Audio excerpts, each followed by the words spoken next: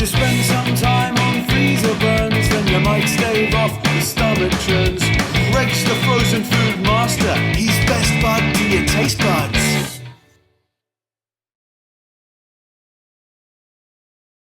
Hi, welcome to Freezerburns. I'm your host Greg, the frozen food master, and you're joining me as I eat my way through the freezer aisle one box at a time. Today, I'm reviewing this. It is the Blake's Shepherd's Pie.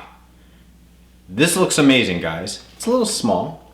It's like the size of what you would find, the individual size Marie Callender or banquet pot pies. However, Blake's, for those of you who do not know, is pretty awesome. The Blake's chicken pot pie is fantastico.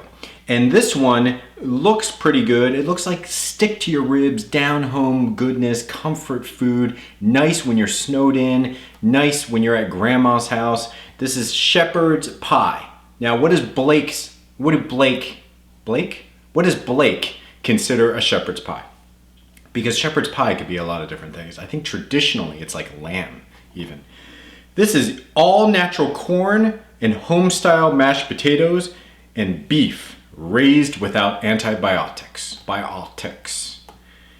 All natural since 1929. I'm gonna get this out of the box. I'm going to put it in the microwave. When I come back, I'll tell you how it looks, how it smells, and I'll get this down deep into my belly. Okay, I've taken this Blake's Shepherd Pie out of the microwave after reheating it for 3.5 minutes. Here's how it looks. As you can see, it doesn't look like much of anything, guys. It looks like a frozen, like when you have like dirty ice and it fractures into these just a thick piece of yellow ice. That's basically what this mashed potatoes look like. You don't see any of the beef or the corn underneath. Now, when you break into it, you start to see it. And I will tell you, while it doesn't look amazing, it smells fantastic. When I took this out of the box, it was completely wrapped all around, and I didn't have to puncture holes or anything. I just put it right in the microwave. It was really difficult to get the plastic wrap off without burning, steaming my hands off. So I had to take a really sharp knife and actually cut around the outside just to kind of let all that initial steam come out. So just make sure that you have something sharp to cut through that. You don't want to puncture through it because it's filled to the brim. And this is a paper container. So it's not like one of those things where it's like a hard plastic tray and the plastic just goes, it's like glued on the edges. This thing is wrapped completely around. What that means is that when it's in the microwave, it's hermetically sealed. What that also means is that everything inside is like lava hot. When I break through this, there is a thick amount of mashed potatoes, almost an inch thick. But now I bust through and I see some bright yellow corn and some really good looking pieces of beef. This is ground beef, mind you. Let me see how this tastes.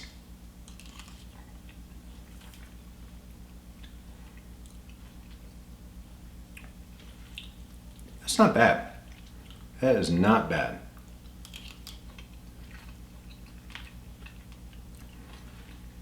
The corn, crazy bright, tastes really fresh, crazy sweet corn, like super sweet corn. The beef, very flavorful. Sometimes when you have this type of beef, or at least even when it's prepared in a restaurant, the beef tends to be like crazy salty or peppery. Like they add extra onions and they add a lot of black pepper. This doesn't taste that way. In fact, I would say almost it's not as flavorful as I'd like it to be. It is flavorful, it's just not as flavorful as I'd like it to be. But I would say the real thing that holds this back is the fact that while the potatoes are okay, they're not super moist and they're also not like bone dry. This is lacking like a gravy. It's lacking a good sauce to tie it all together.